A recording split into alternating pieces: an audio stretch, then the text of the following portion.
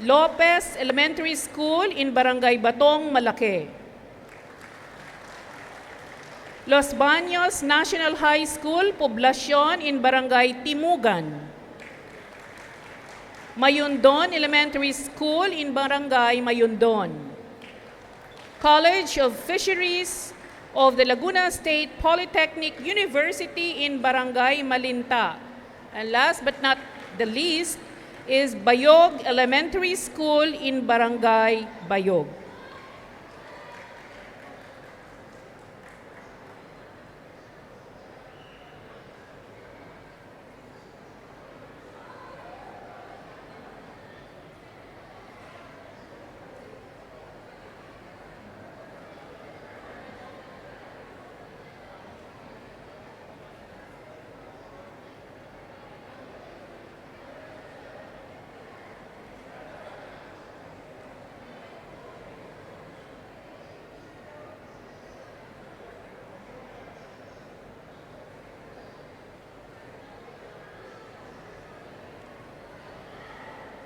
Okay.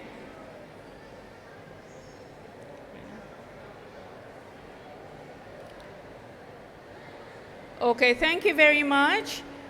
We are hoping and praying that these star books will benefit our learners, both the young and the old.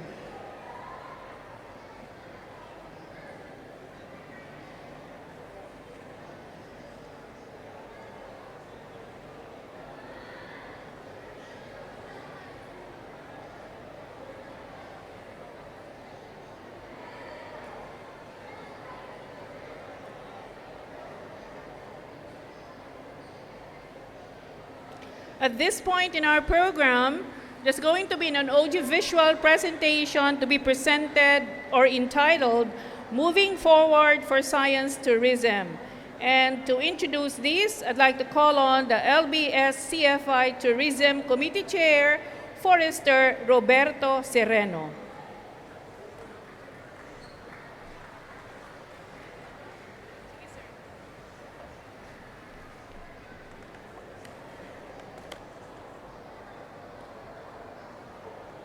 Sige. Yep. Magandang umaga po, and ano sabi natin kanina, all courtesies mentioned. Okay. And I was often asked, ano ba yung science tourism? That's why I was forced to explain this dito sa occasion na ito, no? Kasi nga even the Department of Tourism, thank you Mar. The Department of Tourism Region 4A representative is here. Even the DOT is asking, ano ba yung science tourism ng Los Baños? That's why I was thankful. I'm too thankful na merong ganitong opportunity. Just for 3 minutes, I can explain to you ano ba yung gusto natin ng science tourism. Ito po yun, ano? Ang proponent ay, the proponent of course is the LBS CFI. Always we say LBSI or LBSC, and the partners are DOST 4A, DOT 4A, DepEd 4A, and of course our recipient is the LGU Los Baños. And next please. Of course, by law, we are the only and the very special proclamation. The Los Baños is the special science and nature city of the Philippines. Kapital natin to. We are a science community. We are also a natural heritage attraction site. And we have the tourism market. Andito tayo sa paligid lamang ng Manila. And the project objectives is the preparation and development of a strategic action plan that will chart a pioneering and distinctive tourism brand called Science Tourism. The objectives are to increase tourist satisfaction and arrivals. Ang pinag-uusapan po ngayon sa sustainable tourism, hindi lamang yung number of arrivals, hindi lang yung dami ng dumarating, kundi yung kanilang satisfaction sa kanilang visit. And to boost local stakeholders' engagement and benefits, to encourage involvement of LBS CFI member agencies. We are 22 member agencies, that's why we have so many logos around. And to engage local tourism-related enterprises. Marami tayong entrepreneurs sa Los Baños that can be involved. Ito yung laging tinatanong, what is science tourism? Simply, we describe that as a form of science-based tourism products, science-oriented travel or visitation, and of course, scientific tourism events like SyenSaya. This is a form of science tourism. And next, ano yung scope? Dalawa yung scope. One side of the coin is there is science in tourism, showcasing S&T innovations and interventions in tourism-related products and services or sites. Mind you, yung ating favorite buko pie, may science yun. Ano yung science dun sa buko pie? Through DOST, nalagyan na-prolong yung shelf life ng buko pie. Yung ating banana chips, may science doon. Of course, through DOST, pwede na siyang i-export. And Mount Makiling Forest Reserve, there's science around. Mount Makiling is our scientific laboratory. It's an outdoor laboratory. Hindi lamang ng UPLB, all other agencies, including DB, Forest Products. So we are one. So there's science in our destination. And sa kabila naman nun, there is science in tourism. Ito yung kalahati, Kanina, tourism in science, o science in tourism. Ito naman yung there is tourism in science. By packaging and promotion of S&T ideas, discoveries, laboratory breakthroughs into awe-inspiring and mind-blowing tourist attractions. Diba? Erie Rice World. Kailan po magbubukas ang Erie Rice World? For so many years, ang daming pumupunta sa Erie Rice World. Ang Museum of Natural Histories and all others. Ang dami pa nating attractions dito sa Los Baños. And ang goals natin is for new opportunities for Los Baños visitors to learn, discover, be amazed, be inspired, appreciate the value and the role of science. Okay. Sa UPLB po, ang objective namin, makarecruit ng mga estudyante to do more science courses or careers. Kaya nga ang ating primary audience dito sa SyenSaya ay the 12 and 13 years old. Tama-tama yun, bago sila mag-upcut, alam na nilang ilalagay nila ay UPLB. O, di ba? O kung hindi, UP. Yun yung isang objective natin dito sa atin. And kanina,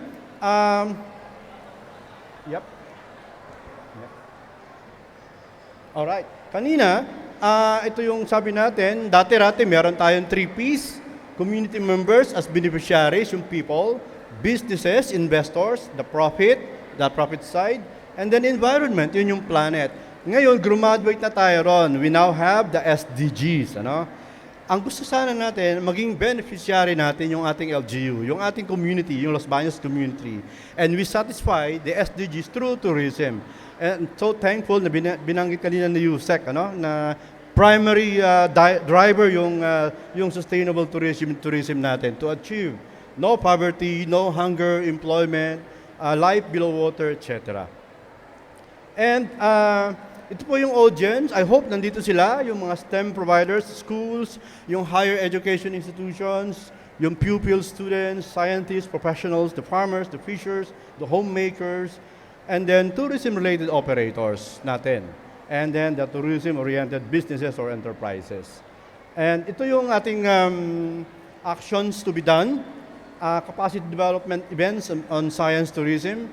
DOT will be sponsoring a seminar workshop this coming October. Thank you very much, DOT Region 4A.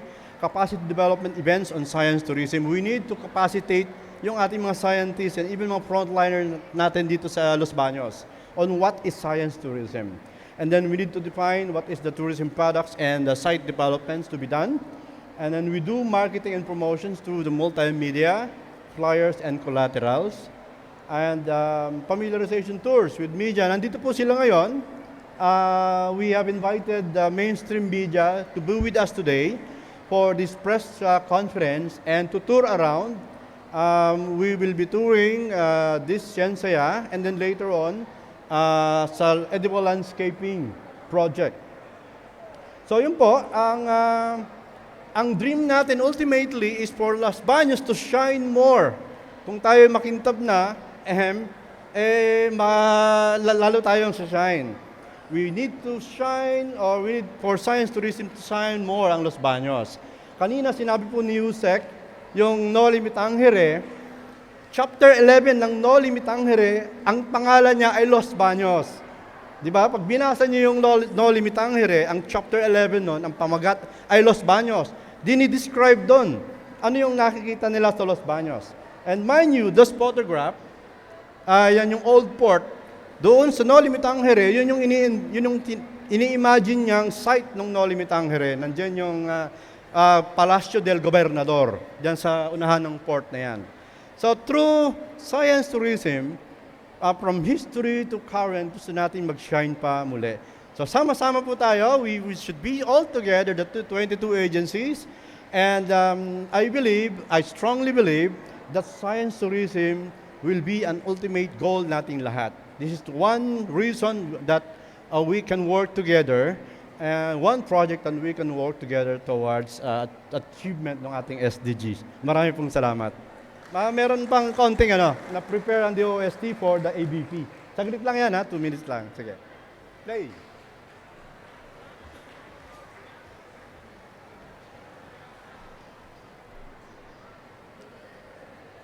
Thank you so much, Forester Sereno, for that presentation on moving forward for science tourism.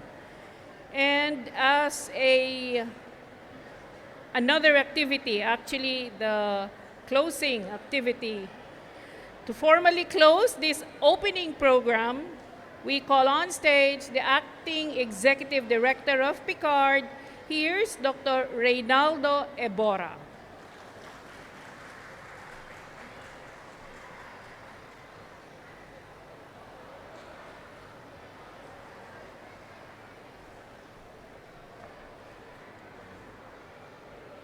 Undersecretary Rosemary Edilion of NEDA, our keynote speaker. Assistant Secretary Maridon Sahagon, I usually call her Donet. Dr. Fernando Sanchez, UPLB Chancellor and LBSCFI President. Mayor Cesar Perez, our colleagues from the LBSCFI, from the DOST 4A or Calabarzon, Dr. Alex Madrigal, UPLB Vice Chancellor Shirley Hamias, UPLB-FI, Dr. Casiano Abrigo Jr., from PARPI, our former Chancellor, Dr. Ruben L. Villarreal, one of the pillars of the science community of Los Baños. From LBDHMC, Dr. Florencio Liporgo. From UP Open University, Dr. Consuelo Habito. From DepEd, Dr. Alan Hostalero. I was informed that DepEd is the newest member of the science community. So please, let's give a big hand to the DepEd. From LARC, Engineer Joel Lapis. From LSPU, Deputy Campus Director Christopher Mendoza. And all other colleagues from the science community of Los Baños. Kanina ho, diniscuss ni Forester Robert Sereno kung gaano kaganda ang Los Baños. So siguro bago natin mahikayat yung iba na magpunta sa Los Baños, tayo muna yung mag-explore ng Los Baños. So kailangan nating i-promote ang Los Baños dahil hindi lamang napakaganda ng environment dito, napakaganda rin ng interaction ng different agencies na nasa Los Baños. And ito po ang Los Baños Science Community Foundation Incorporated. Ang task ko po ngayon ay mag-close nitong opening ceremony. Lagi naming sabi sa PICARD, dito yung tinatawag na close-open. In this case, this is open-close. And bago po basahin tong statement na ginawa ng aming mga kasama sa PICARD, gusto nating pasalamatan yung mga kabataan na nandito. Ang future ng Los Baños. At ang mga higit sa lahat, yung pong mga teacher nila. Dahil sila po yung umuhubog doon sa mga estudyante na hopefully ay papasok sa University of the Philippines sa pagdarating na araw. Now let me give you my message regarding this particular activity. We have heard from the earlier talks that SyenSaya or the Los Baños Science Festival is our brand of the annual celebration that has become a tradition of Los Baños Science Community Foundation Incorporated. Not just for our Los Baños constituents, but also for our neighboring municipalities in Laguna, and I think even other provinces. LBSC is one of the 4 science communities established by the Department of Science and Technology. Ang isa pa rin hong quite well-known na science community ay nasa Diliman at nasa Bikutan. What is special about this year's celebration is that SyenSaya has been organized and has adopted DOST's 2019 National Science and Technology Week Celebrations theme, Science for the People, Enabling Technologies for Sustainable Development in support of the 17 Sustainable Development Goals. And I really would like to express my appreciation to the Undersecretary for discussing the different SDGs goal. It was a very good presentation, and I think it will really be appreciated by the audience. One special activity in this year's SyenSaya is the turnover of 6 units of Starbucks kiosks to selected beneficiary schools in Los Baños under the Department of Education.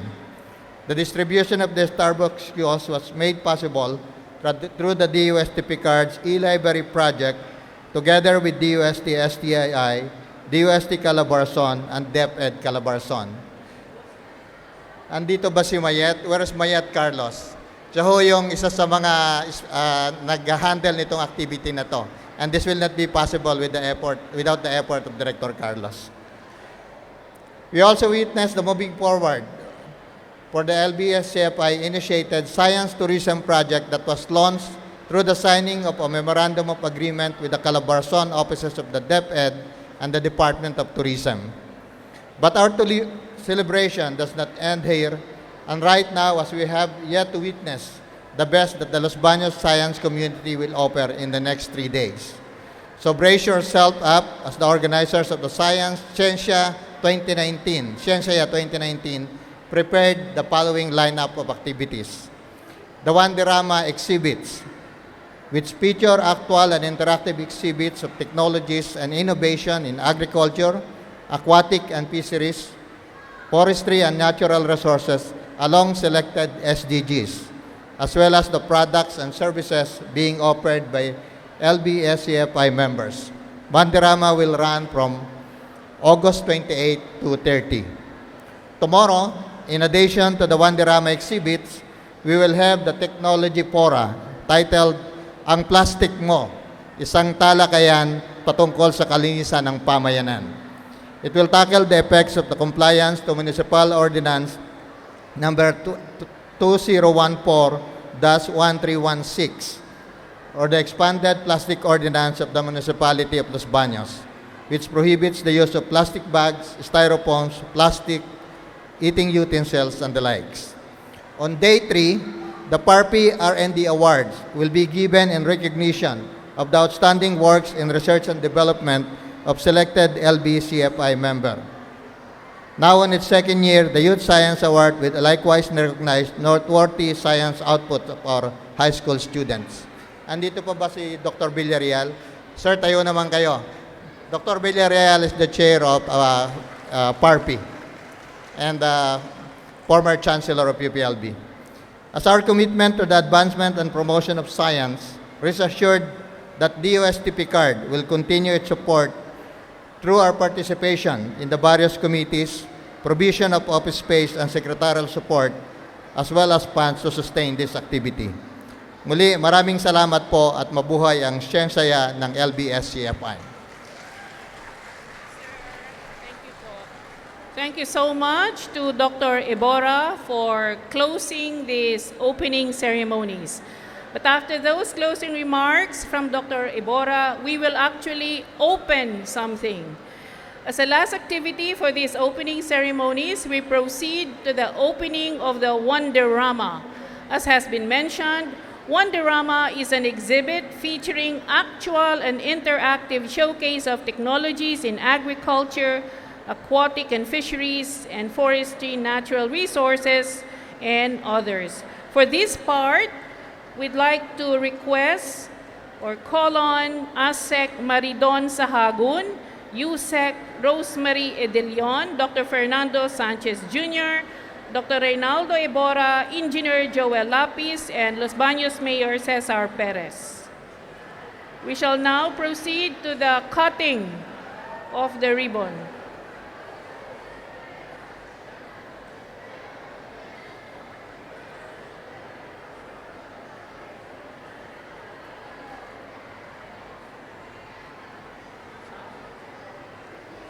At pagkatapos po ng pag-cut ng ribbon, dyan din po nagtatapos ang ating programa sa araw na to. Sa ngalan po ng buong pamunuan ng 2019 SyenSaya, ako po ang inyong MC, Bini Dizon, mula po sa Kolehiyo ng Agham at Sining. Maraming salamat po sa inyong pagdalo at magandang umaga sa inyong lahat.